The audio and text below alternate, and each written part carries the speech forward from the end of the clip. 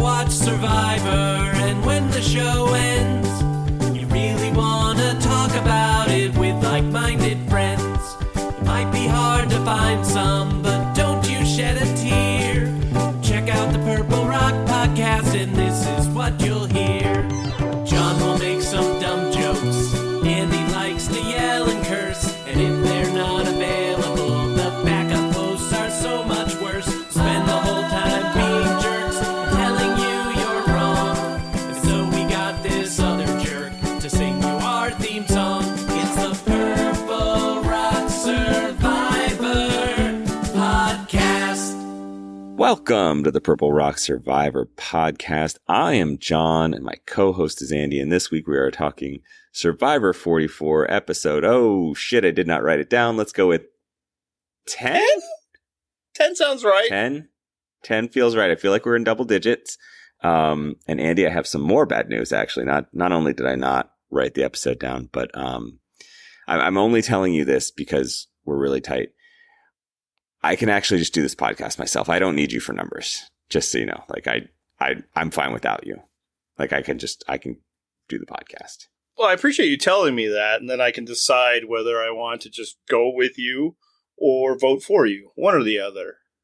Right? Yeah. But I just wanted to let you know, like because we're so close, I wanted to let you know I don't need you at all.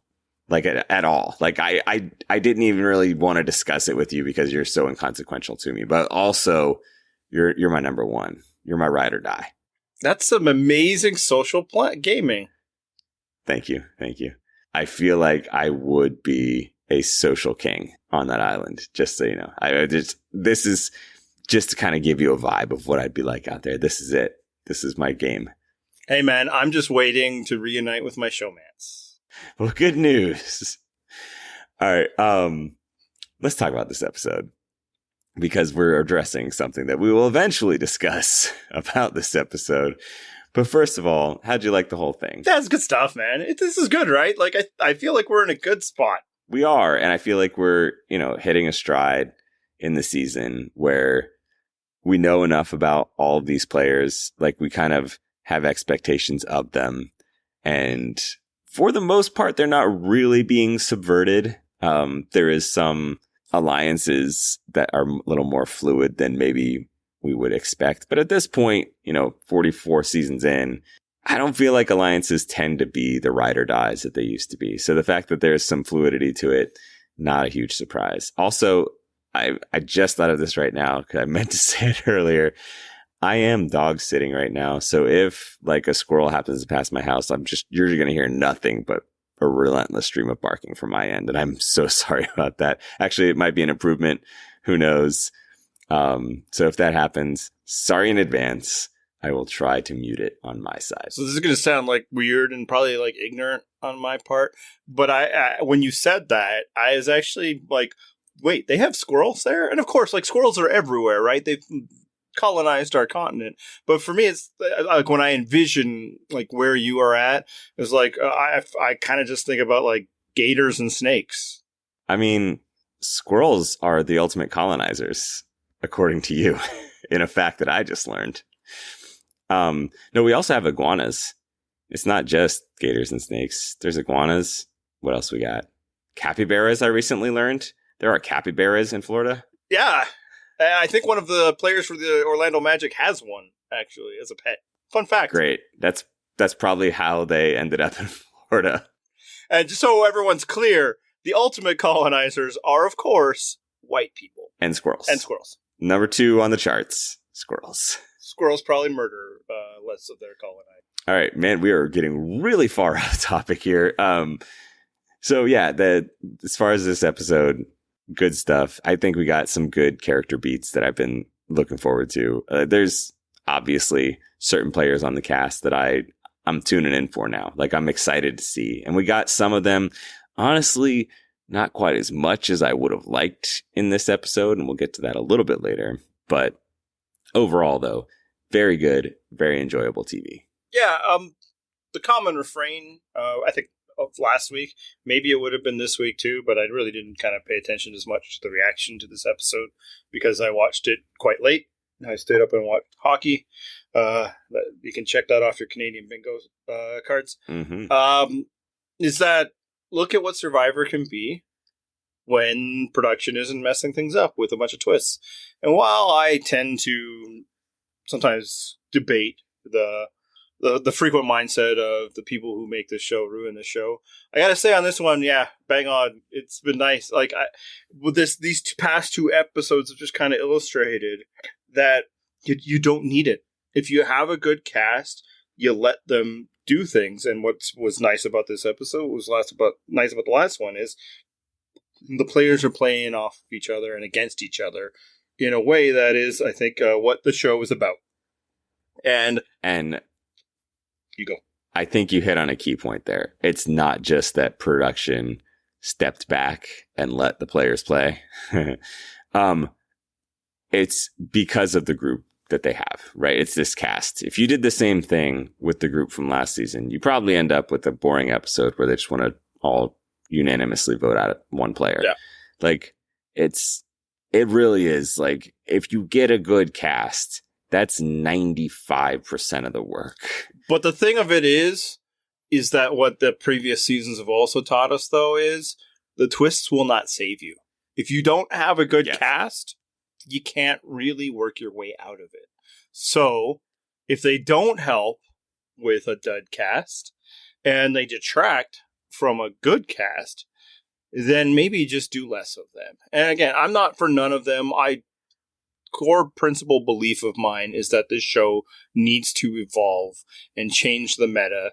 Otherwise, for the players, it becomes a solved game, especially in the era we are in now, in which it's a very referential. Everybody who plays now has been watching a lot, or at least almost everybody, if not everybody. And anybody who hadn't been watching for a long time can binge it in a way that wasn't possible in 10, 20 years ago. So before then, maybe it wasn't. You could keep the game similar for longer because, frankly, the show seemed to actively avoid casting people who were familiar with the show. It's just incredibly self-loathing. We're not there now. It's frankly maybe too far the other way. But if you have that, then yes, evolutions and changes are necessary. There's also kind of production needs that need to be met. Like the thing that I think we didn't like this season, probably the worst episode of the season, where they split them into 2 tribes and only one tribe goes to tribal council. That was kind of in the place of what they've been doing lately for splitting them in 2 and 2 tribes going there. A lot of that is like a straight production requirement. We need a double vote episode because we also have discovered we need to cast more people than we have eliminations for in terms of episode length, in case something were to happen to the people, right? They got caught flat-footed in the past by too many evacs or even pre-show evacs. They need to have more people on hand, so at some point they need a double thing. So I understand sometimes just the needs of the television production, but obviously the show has gone beyond that of recent years, and they just keep tinkering with the game. And I think this episode and last episode shows it's like you don't need to tinker that much. The product is good as long as the players are good, and if the players aren't good, then you're fucked anyway. And I think you're talking about how for a season overall, yes, that is very true. I think what ends up keeping the throw so many twists at it thing alive is that from an episodic production thing, right? Like if they have to make an episode each week, that's actually the motivator, right? If they throw enough things and twists into the game, at least there will be a story that they can talk about or that they can show on the show. And does that always pay off? No, actually, sometimes it actively works against them. But I think it's their biggest fear is kind of like dead air on a podcast, right? Like you don't want nothing happening on the show. And so they're like, oh, we can't necessarily trust the cast. We just have to have shit happen so that we will have footage that we can show. And I think, ultimately, a lot of times it's to their detriment. But then, occasionally something happens like this. Like there could be, and we know from recent seasons, there could be some like twists and advantages out there circulating right now that we don't even know about because they'll never make the final narrative of the season. Had it been a slower, more boring season, maybe they'd show up. I think it was Omer had like a idol nullifier or something. Yep. Never came up. Kind of frustratingly so didn't come up because it actually did drive decision making his own. Yep. Yeah, otherwise I am fine for things to get left out of an edit if they have no place in it. I just feel like they guessed wrong on that one. But yeah, like they take out a reward challenge because it was pretty straightforward and impacted nothing. Yeah, that's television, exactly. Baby. But that's the thing is I think that is probably the route they should be going, right? Just having like reward challenges in there or something else because you could always show that. You don't have to show like we came up with some twist where you get to vote 3 times if also you got a bead from each player's shoe. Like, nah. Let's just throw in a reward challenge and it's fine. And maybe shit's going down so well that you don't even have to show it. Players got fed. They're not going to care. I mean, they're Survivor players. Of course they're going to care. Like they didn't get their moment in the sun. I won that reward challenge that we never saw. But still, you would have the footage if you needed to pad out in an episode. Yeah. And it's just because I just really enjoyed it, even though, like, did the episode go the way I necessarily wanted it to from, like, a fan standpoint? Not, I guess, no. Like, the person who went home, I would have been happy to see more episodes of. But I just like that, everything felt character driven. There were decisions. And then there was enough time to go through the various decision trees, which are pretty complicated. And that's I was also kind of struck by the idea when I was going through is that while there's like a lot of whiplash going, and I think some fans don't like that about the modern era, about how everything just seems to change all the time, I kind of gained a bit of an appreciation for it this episode, and just that I think the modern way, while it does hurt like long-term planning and long-term storytelling, and again, I think sometimes production gets in the way of that as well. I remember times in the past when I would have just been dying for the game to flip on its head because it was just so obviously like this is the path we're going on, and the only thing that can really disrupt it is a timely immunity streak or somebody gets pissy with somebody else, and usually those are just momentary blips.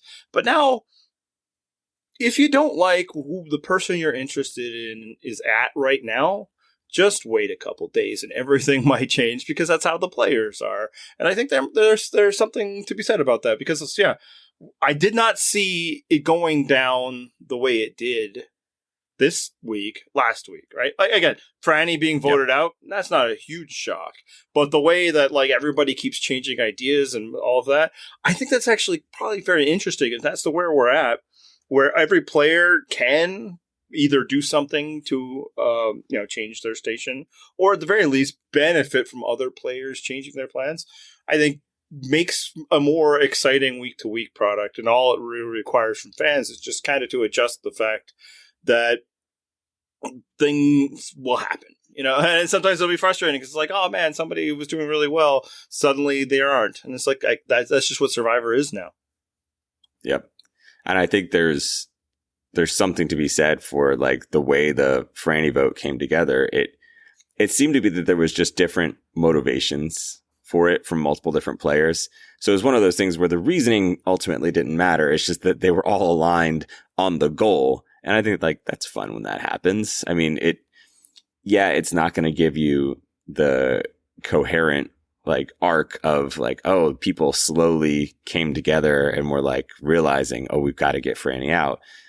No, I mean, from the arc of this episode, it was fairly sudden, right? But there were also people who were conflicted about it, people who wanted her out for challenge reasons, people who, like, there's different motivations. Jaime wanted her out because, God, anybody but Jaime, because, now that the truth has set her free, she wants someone else gone. There was just a lot of different people who, Danny had saved her 2 weeks ago, and this week is like, yeah, let's fucking get her gone.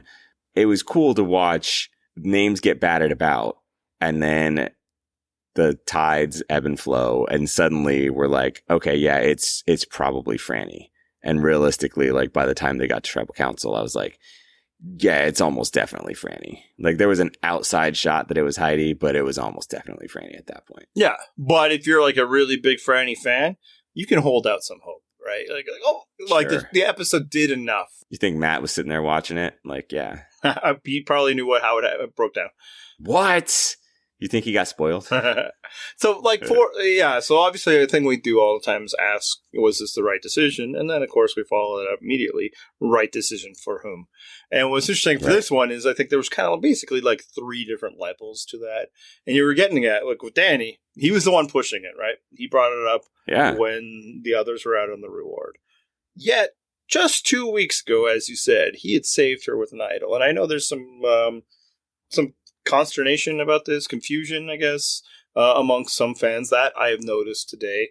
Like, why would he do this? And some people point to this as like, that's how confusing and meaningless a lot of Survivor is. That people just flip. Some of it, that's how dumb Danny is.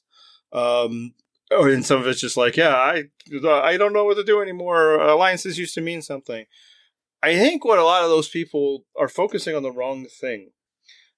Danny didn't save Frannie 2 weeks ago. I mean, technically, yes, he did. But that wasn't his motivation. His motivation wasn't to save Frannie. His motivation was to control the vote. And thus, he knew where the vote was going, Frannie. So that's where he places an idol, so that where he wanted to vote, Brandon would save the day. Because his motivation in that moment was to eliminate a Ratu member. That was the whole thing. So when you look at it from that framework, it doesn't like suddenly be like, oh my God, what a wild man. He has no plans or ever, he just saved her and then he left her out of the vote the very next day or 2 days later and then votes her out. I don't think he was ever really deeply invested in allying with Frannie. That was just a tool at his disposal at that moment. I don't know. What do you think? Yeah. And I think people are getting confused about Danny. Like, as you said, I think I read it slightly differently. Danny is just trying to be the most active. Right? Absolutely. Like Danny's strategy is just, let's make this about Danny. Like, it's not, I have to save Frannie because she's my number one, or I have to, even that he has to take out Brandon, after making that like bro alliance right in front of Carolyn, right? Like, none of that mattered. It was just like, let's make this the Danny show. How can I do that? I'll control this vote. I will show that I knew where all the votes were going and I pulled together a plan and we instead took out Brandon. Like, Danny just wants to make himself the centerpiece. And so like, this all tracks to me. I'm not confused at all about his motivations. I'm like, no, Danny is all about that Danny life. He wants to see more Danny on the TV screen. How does he do that? By doing these sorts of things. And in this case, same thing. Like, wanting to lead a vote against Frannie. Yeah, this is Danny trying to look like Danny's in control of the game. This is basically what we've been seeing for a long time now. It's not surprising to me. Yeah, and then the other thing at play here, obviously, is he keeps losing to her at challenges. So even if at some point that was his motivation to work with Frannie, and I don't believe that it was, and there's another reason I'll discuss in a second, now his motivation is, oh my God, I'm never going to win these things. My whole vision board of coming on Survivor was to win these things.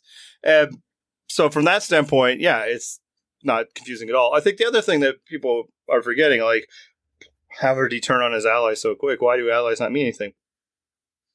Literally the episode before, or 2 episodes before that, I guess, Frannie was talking about voting out Danny, right? Like, before they had that mini swap, where Josh was sent out, or the non-merge swap thing. They were talking about voting out Danny, and then Matt was moved over to the other side. So they were already not really working together, and that's why it fuels my pretty sincere belief that saving Frannie was not about saving Frannie at all. It was about Danny winning. To your point. Quick side note about Danny, by the way. Like, how did I just have no doubt at all that Danny was going to be really good at the worm portion of that challenge? Like, I saw that and I'm like, oh, Danny's going to dominate this shit. Like, how does he give that vibe that I knew? I mean, the fist pump I let out when he barrel rolled into the net. It's just like, it was like, oh, Dave, so good. It was like seeing an old friend. And then the thought about this is like, oh, he's so erratic. It makes him a bad player. And I'll say, I don't think Danny's going to win this season, but for other reasons. I don't know that flipping around like that, making the moves, the showy moves, is actually bad in Modern Survivor, because everybody's doing it anyway, right? Like, yeah, he's more out in front in it, and it will cost him almost certainly. That said, like, he was probably always going to be targeted around here now, so I don't know if he could hide. But yeah, everybody's always changes their plans all the time in Survivor. Frankly, maybe the strength of Modern Survivor, and again, this isn't to sell Danny as some super player or something, just to slow the idea that he's a terrible player, whereas he's probably more just average. And again, a player that's probably not going to win this season. Yeah, there's not a lot of value in long-term planning in Modern Survivor anyway. So if you can win a vote this time, as long as it's not terribly costly to you for the next vote, then it's probably the right move. And I don't think losing Frannie is going to be the thing that, if he goes to next week, is the reason why. It's probably, telling his number one ally that she doesn't matter to the point where she votes for him. That sort of thing is going to cost him. But Frannie was never actually with him in the first place anyway. I mean, when she's on her reward, she's talking about voting him out. So he made the right call. All right, so let's talk instead about the Lauren and Jaime perspective on this vote. Like, they had options. They could have gone with Danny. They could have gone with Heidi. Instead, they went along with this Frannie plan. Did you like that idea for them? Yeah, for them, it's anybody but me. It's really not that complicated. So when Lauren's agreeing to vote out Danny, the three other people that are there are saying that. But when she gets back and she hears that 4 people are talking about Frannie, well, I can do that math. And it probably also did help that the plan was to vote out Danny, and now suddenly the plan is to vote out Heidi. And the plan also was like a split between Danny and Jaime, who actually is probably is definitely her closest ally. Maybe an ally you're willing to, jettison if necessary. But being, vote 4 and 5 on a vote against Frannie is much easier than all the other options they had at their disposal. What do you think? Oh, yeah. And I think that's part of it, too, right? Like, it seems like, when you start pitching vote splits, sure, if you have everyone on board, they are rock solid and can, they can flush an idol. You can keep yourself safe. It also exposes you to the risk that, like, you're dividing up votes, and then just a few defectors can turn that vote right back on you. So I can see why it's more appealing to be like, oh, yeah, we're going to have 5 people or whatever the number was go after Frannie. Like, everybody's all on board on the same page. All our votes just going to go on Frannie. Like, yeah, I get why that would be more appealing than, hey, let's start splitting up and we're going to go for 3-3. And it's like, oh, shit, 3-3 is getting dicey. And that 3-3 depends on Carson and Yam Yam. We're not part of this discussion currently. We're just assuming involvement of them. And of course, that 3-3 also involves, if you're Lauren, the person I could bring to the table, the person who could be my number 2. So yeah, no, it's just easy, especially because it's clean for you. If it doesn't work, if Danny plays an idol or something, if Frannie plays an idol, well, nobody's voting for you. So go with the easy one, keep it moving. One thing that's amusing about when they start talking about the vote split and then move off of this vote split idea is they're thinking of doing a vote split in order to counter Jaime's idol. And the way they moved off of it, unbeknownst to them, and of course, Jaime does not have an idol, real or fake at this point, is to vote for the person who actually has an idol. That's kind of funny in that way. Obviously, again, not a critique of their decision-making. They don't know. But just from that's kind of funny, is that they're thinking about doing a vote split, and then like, you know what, no, let's not do that vote split. Let's just vote for the idol holder. Mm-hmm. Except, no. All right, moving on. Let's talk about Carson and Yam Yam, because they also got on board this plan, and they had some hesitation. Do you feel like it was worth it for them to get on board with voting out Frannie? That's the dicey one. I think the decision is right. I think Frannie was the most threatening player in the game at that point.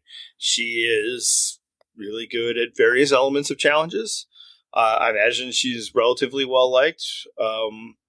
I think the reasoning that we don't necessarily want her becoming Carolyn's number 2, solid thinking. We know she has at least one vote on that jury. So again, like the desire to vote out Frannie makes complete sense, but the execution They even talked about the potential blowback, and then just decided, I'm sure Carolyn will be cool with it. I don't think Carolyn's going to be cool with it, guys.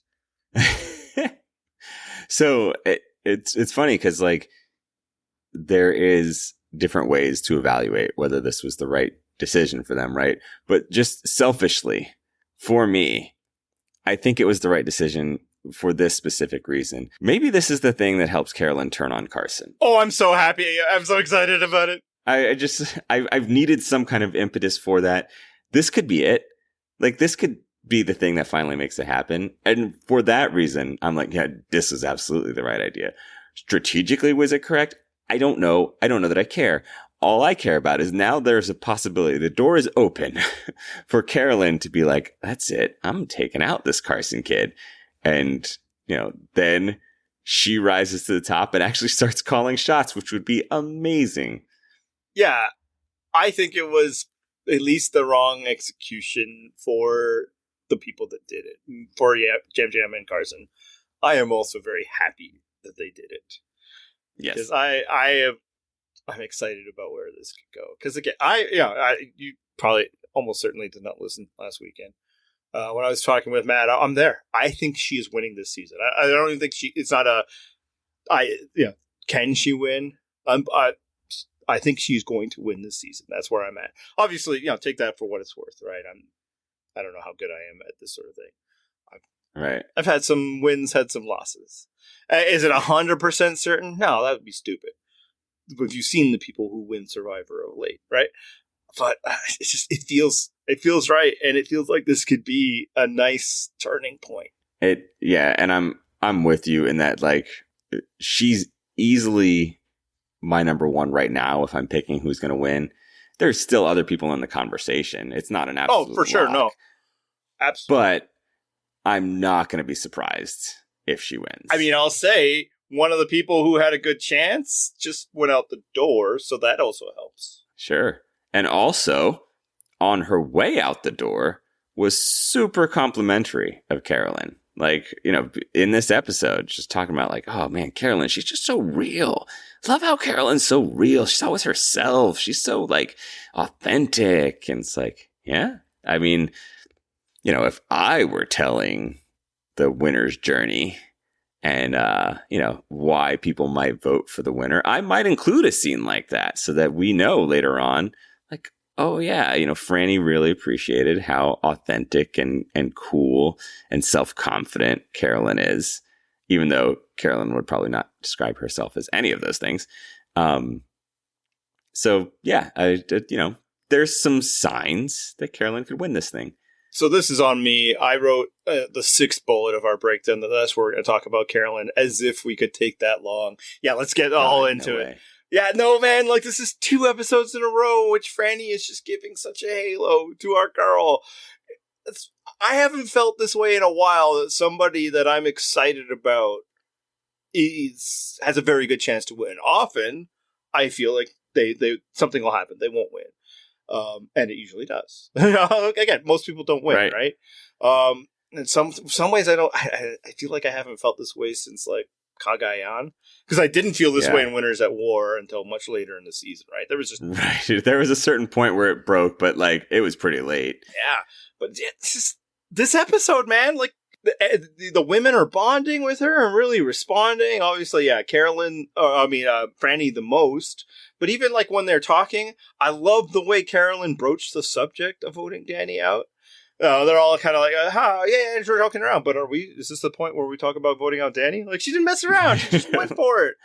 And it was receptive, right? And then also, like, Frannie specifically spells out, like, I like that, she's direct. She speaks her mind and all these things. Like, yeah, like, there is a turning point now where she's starting to get a little more respect. And I think it also helped that Frannie picking all mothers to go on this thing kind of like helped Carolyn's game out by saying like, oh, all the moms here. And so then Carolyn can be like, yeah, the moms. And so then she can then have that bond that she may not have had with those other people, because I don't know that her social game is particularly impressive. Not up until this point, I would say no, it hasn't been. I felt like the vibe the edit is giving me, it's like, it'll get there. And I feel like it's starting. It's starting, man.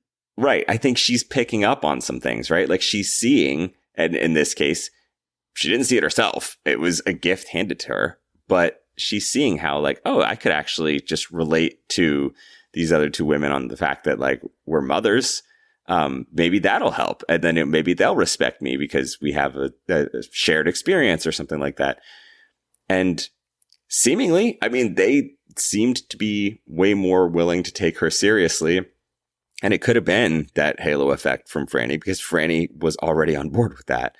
But yeah, it's starting to look good with her. And then to speak what you mentioned before about now she gets this, again, a betrayal from Yam Yam. First one from Carson.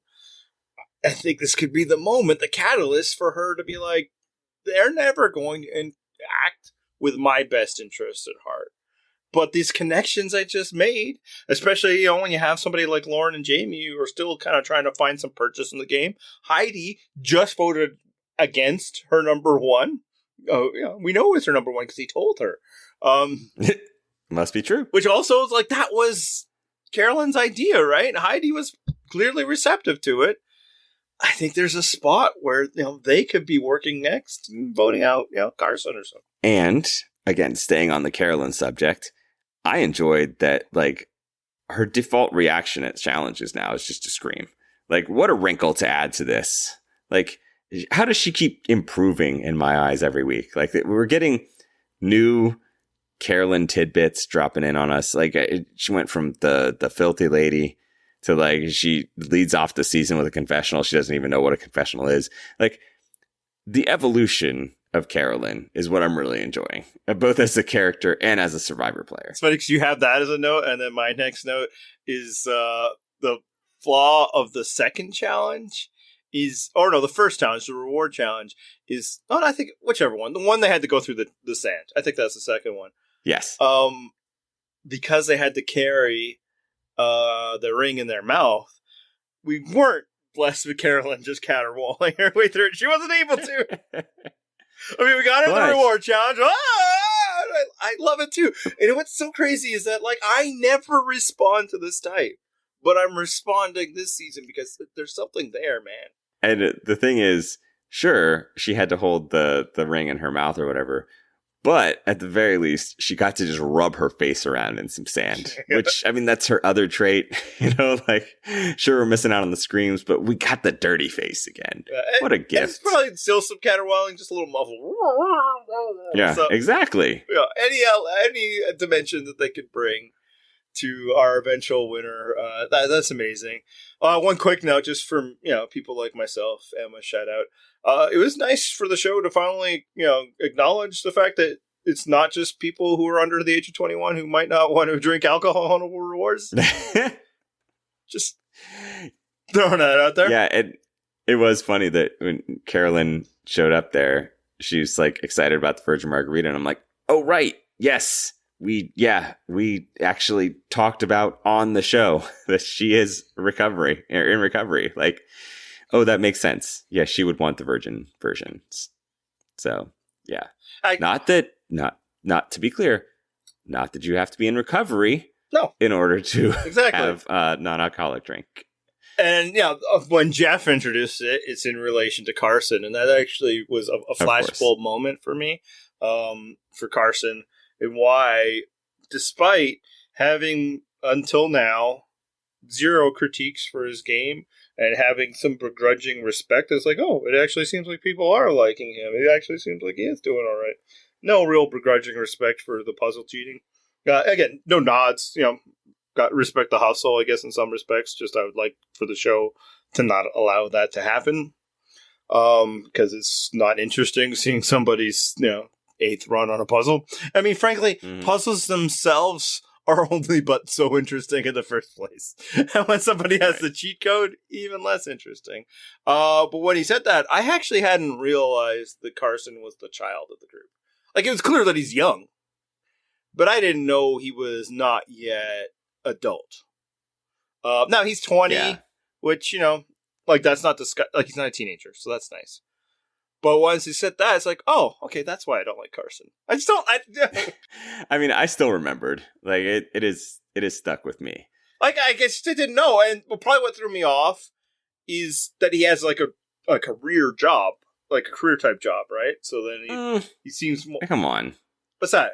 Survivor does the job inflation thing all the time. Well, whatever. They don't. Like, I don't think he's a NASA intern. Like I think he started his post college career, so that imbued him in my mind with a sense of adulthood.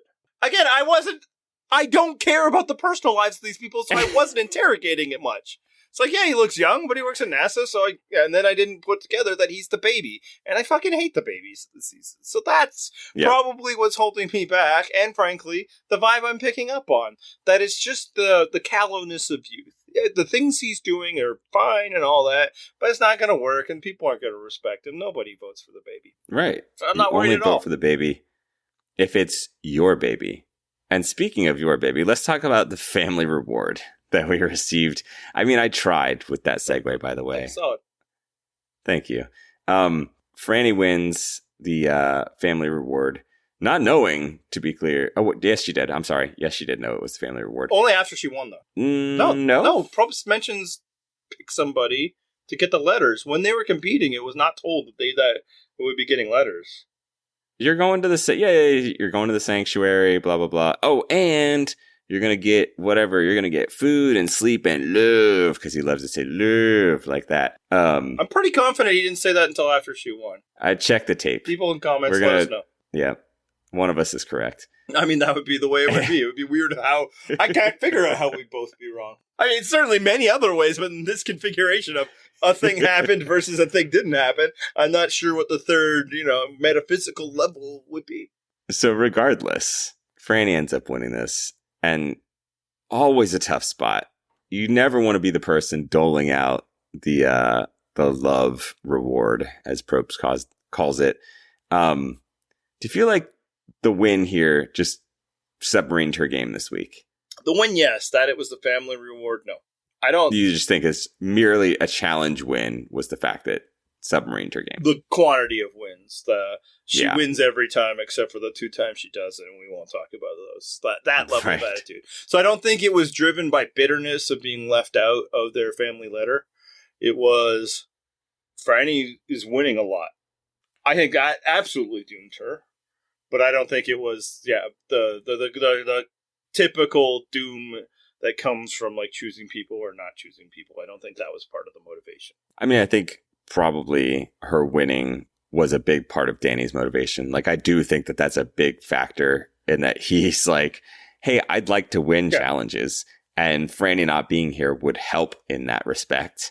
I mean, ultimately, Carson won the challenge, the immunity challenge. So it's not like... That's one.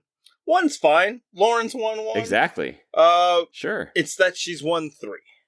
That's, again, so that's why I don't think it was, because it was the pseudo family reward, of which the competitors didn't know what it was until it was after it was over, like 95%. This is literally you not remembering that is the only thing causing me doubt. And now I'm like, wait, John not remembering something is causing me to doubt something? Right, that should actually reinforce I'm pretty confident that's how it was. So, because we don't get people being like, oh, man. Well, actually, I guess we get it with Yam Yam a bit, that like he would have really liked to get picked, which honestly just fit right in Yam Yam's character. Like, that guy is so self-involved in the very best way. It's what I love about him. It's why he is one of the great characters of Survivor ever, I'm ready to say. He really cares about what's good for Yam Yam. Because it's like, you're right. Yes. Everybody has family. She only gets to pick 3. And like, that's turned around on many people before. Even if you try to apply the, rock solid, bulletproof, Terry Dietz level. Terry Dietz hierarchy. Oh, how does that thing still have legs? It's so good. Established hierarchy of this is the most important family member. Like, it's good stuff.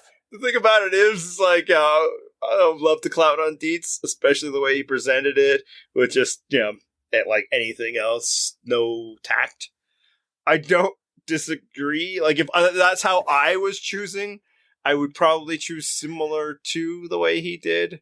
And, that speaks probably to my heteronormative upbringing and lifestyle to the degree. Yeah, it wouldn't have to be hetero though, right? Like again, spouses, not I would be above friends. Yep. And it's just like, yeah, basically the model that I'd follow, but I would never say it out loud is who are the people you don't normally go this long without seeing? And everybody's like, yeah, I really would have liked to see my mom, like as an adult. It's like, cool. When's the last time you saw your mom though? Last month. Yeah, it's like, what the fuck are we talking about here, people? Yeah, parents see their children every day. For the most part, the children's entire welfare depends on it. So I'm sorry to say that comes first. It's just the way it is. Your spouse, your romantic partner who you live with and all that, yeah. You see them every day, so you're going to miss them more. Whereas, like, yeah, my buddy from school, I haven't seen him in a while. Well, then this shouldn't be any different for you. I get that you're lonely and emotional right now, but I got to choose somebody. Anyway, sorry, total tangent.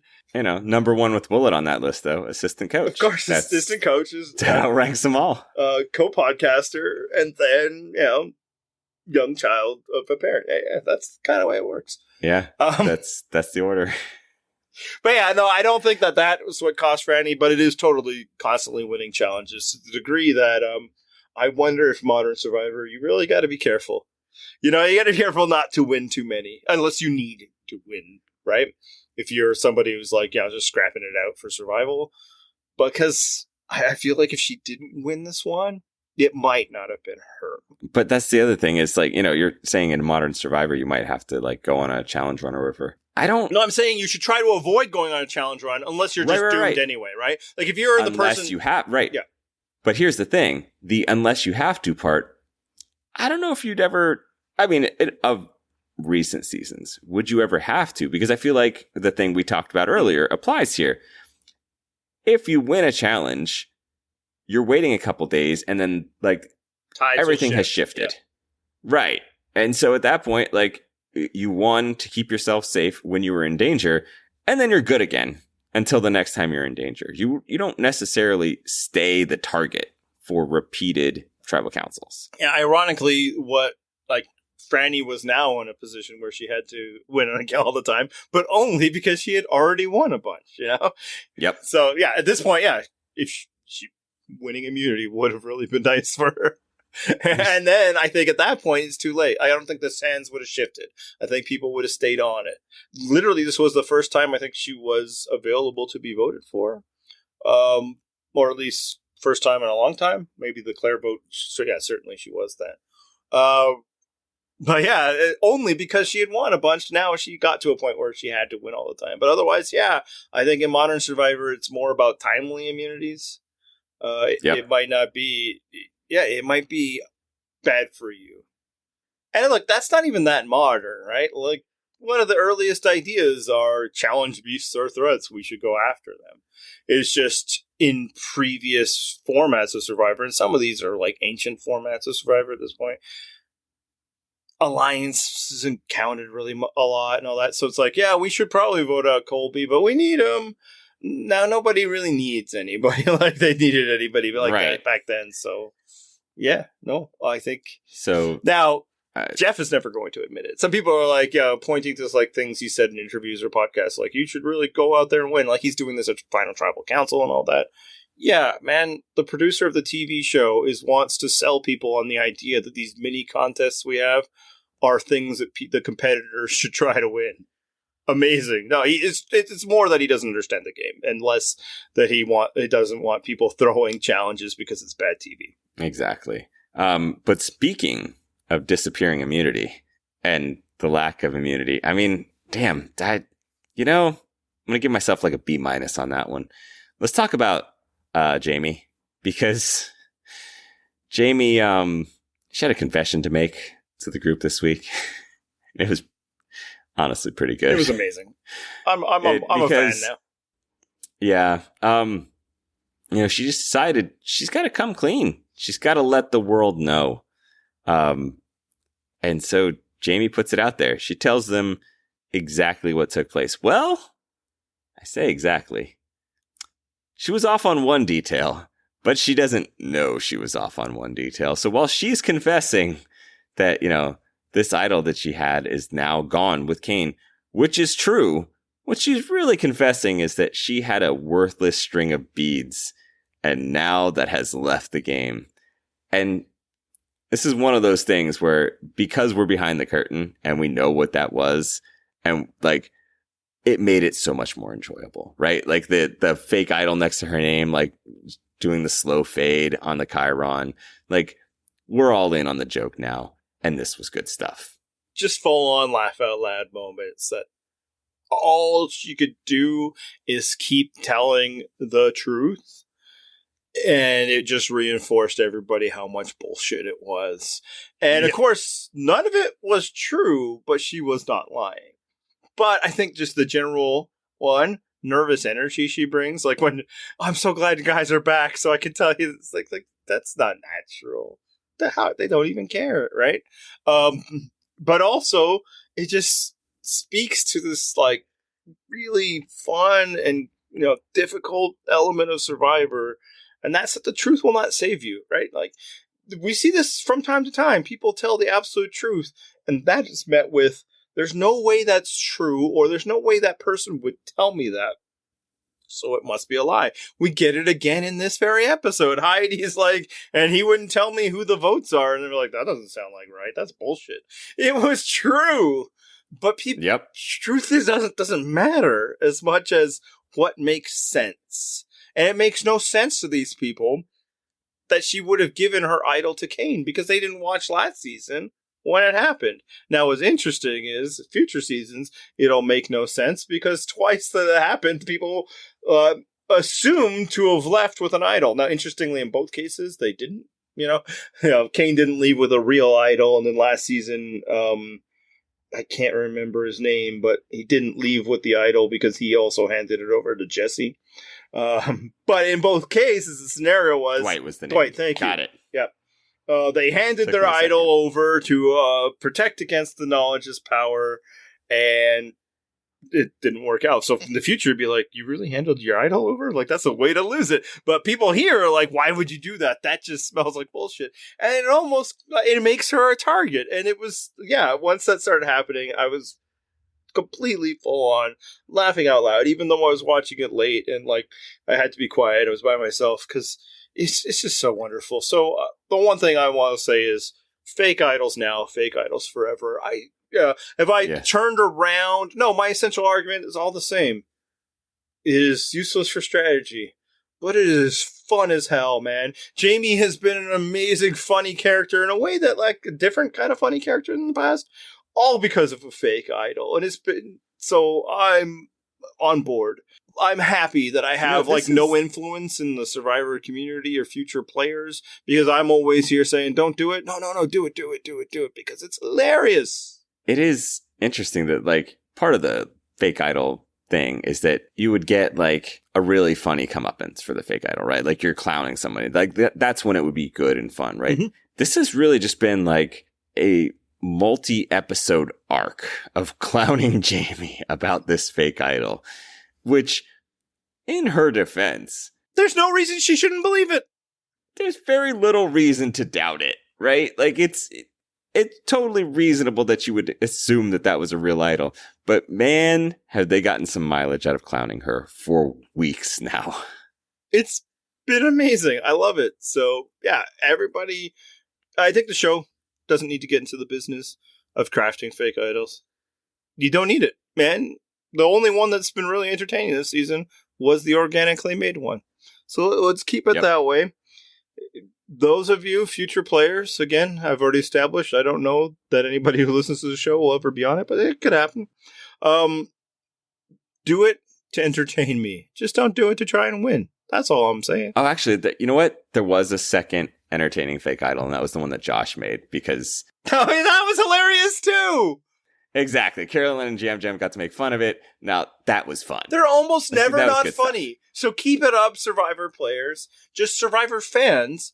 Don't talk to me about the value they could have from a game standpoint. That is zero. Right. The value they can have from a TV standpoint, it's clearly uncharted, unknown, because we keep finding new levels. So, speaking of new levels, let's talk about the new level that Danny's social game reached this week. I mean, that's real-time evaluation of my segue there, I feel like that's an A-. I'm getting back on track here. What a clod. Go, what the hell, man? All right. Anyway, let's talk about Danny's social game. I alluded to it at the start of the episode. I mean, absolute stellar effort to just go up to the person that you're telling is your number one and saying, hey, I made plans without you. I don't need you at all. I'm just letting you know.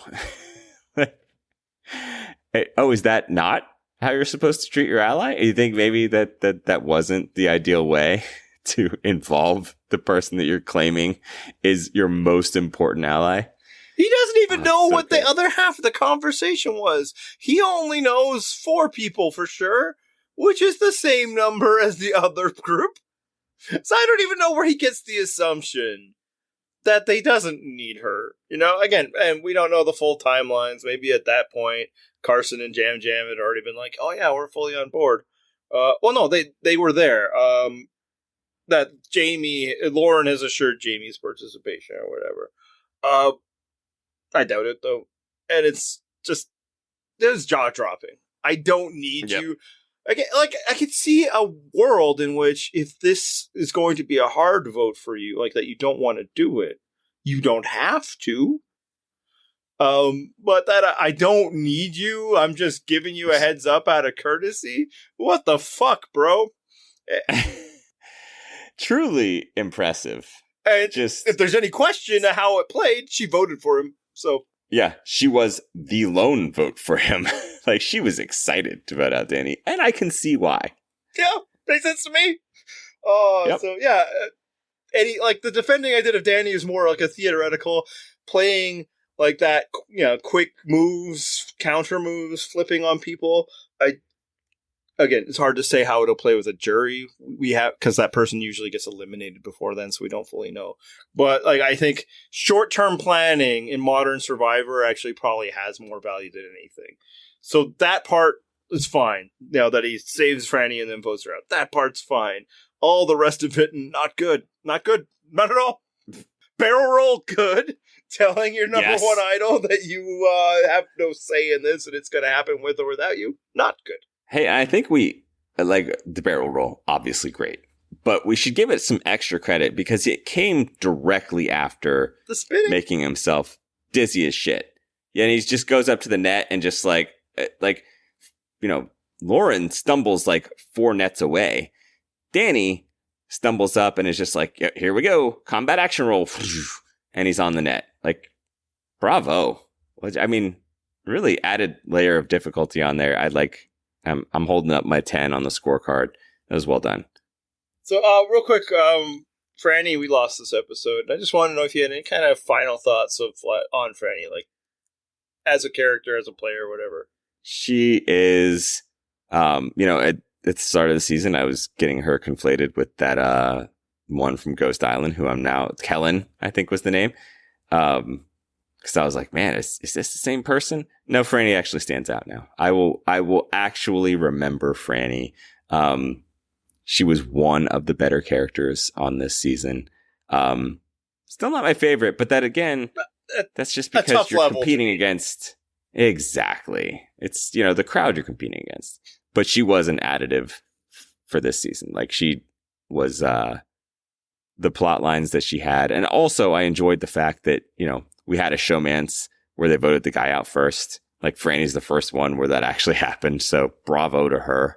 The first one was, you know, the result of feminist master Boston Rob targeting Matt. Oh, do you know what?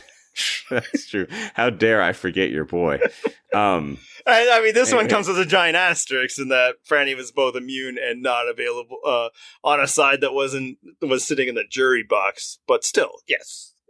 Yes. Goes on the score.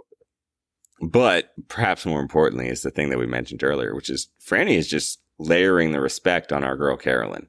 So for me, like, her legacy will be, you know, when Carolyn wins, Frannie established the fact that Carolyn was worthy of our respect and attention. I mean, Carolyn has like 2 out of the 3 jury votes so far, right? Like, that's, or no, I guess we're at 2 out of 4. So, yeah, Brandon. Like, She picked up 2 jury votes today. It's just saying. It's going to happen. I actually really liked Frannie, and I thought about that throughout this episode.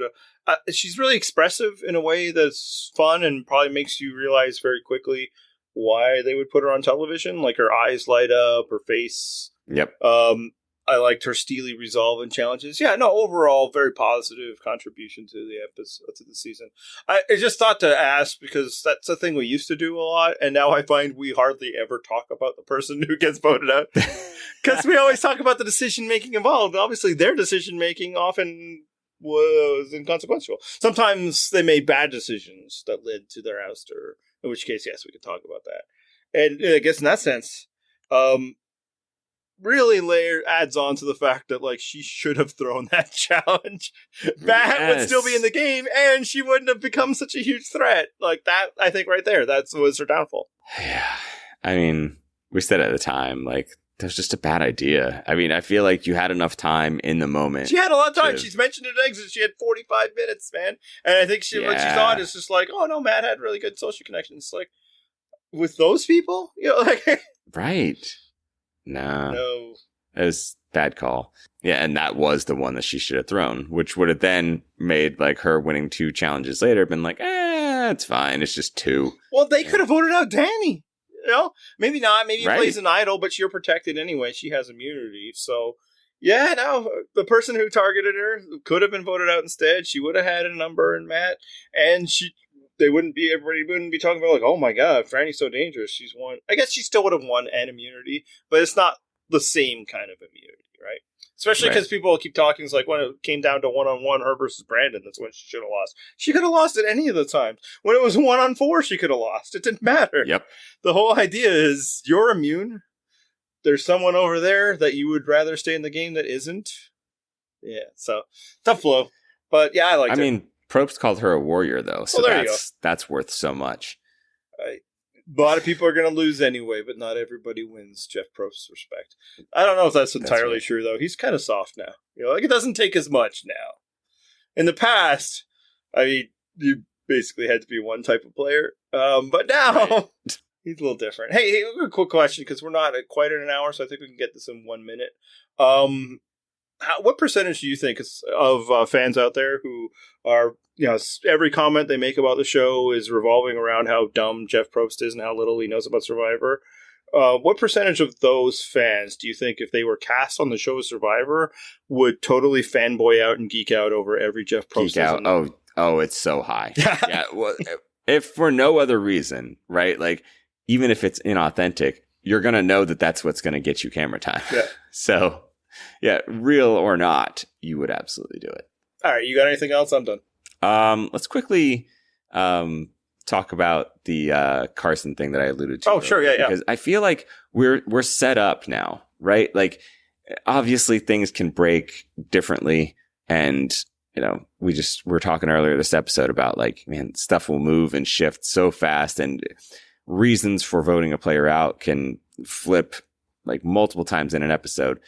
But until this week, I'd been thinking like, damn, Carolyn was just all in on Carson. Is like, that's her guy, and always talking him up. Oh, she's got to talk to him. And like, it just seemed like, he was always shown as the one that's checking in with Carolyn and with Yam Yam. And he's essentially calling the shots for that group of 3. And now I feel like there's finally this moment where Carolyn can be like, you know what? No, I should be calling the shots, and I need to see it. I need to see her knife Carson in the back, and I'm going to love that shit. Yeah, the only thing I wonder is if the move would be to get rid of Carson right away, or if the move would be to go against Carson and Yam Yam's plan and take out Danny. Either one would work for me, because then I think Carson's days would not be numbered after that.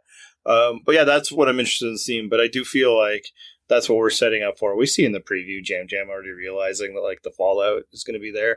And the thing that everybody needs to be reminded of, well, maybe not everybody, maybe people know this, Carolyn has a tool at her disposal which would allow her, if done right, to get her way.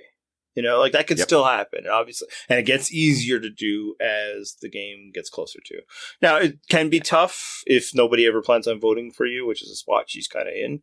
But yeah, I think it's going to happen. Again, I don't know if it's Carson right away. Maybe she'll be more pissed off Jam Jam. But I feel like, to your point, she's no longer full on Team Carson. And then I think also that the reference to that idol, like if we get to a moment in the season where she plays it, that's going to change a lot of perspectives on Carolyn, right? Like there's going to be people's minds that will be changed. Like, oh shit, I just thought you were a weirdo. You kept an idol secret for like however many days and finally did something with it, possibly saved herself, possibly saved someone else. Who knows where this might go? But then like, this is why I can see a Carolyn winner arc here. Like there's definitely signs and tools at her disposal. And I can't wait for it. Like this is the stretch where it's going to happen now. All right. Anything else? Nope. You can always find our stuff on purplerockpodcast.com. You can follow the show. Someone, I believe, is probably live tweeting from @PurpleRockPod on Twitter. Andy is @PurpleRockAndy. I am at The Real Shack. Did I already use that one? I think so. I don't remember. But, you know. Damn. Classics. I know like 3 people on Twitter. I should. The key to comedy is repetition. Yeah, just wait until like do it again next week. Then it's really going to land. It's like the rake joke. It'll come back to being funny. Just so the listeners who might be listening at like 3/4 speed or like 1.5 speed or not quite, that was rake with a K joke. Look, we've gotten in trouble with the wife guy thing. I'm going to very clearly spell out RAKE joke. Sideshow Bob, Simpsons reference.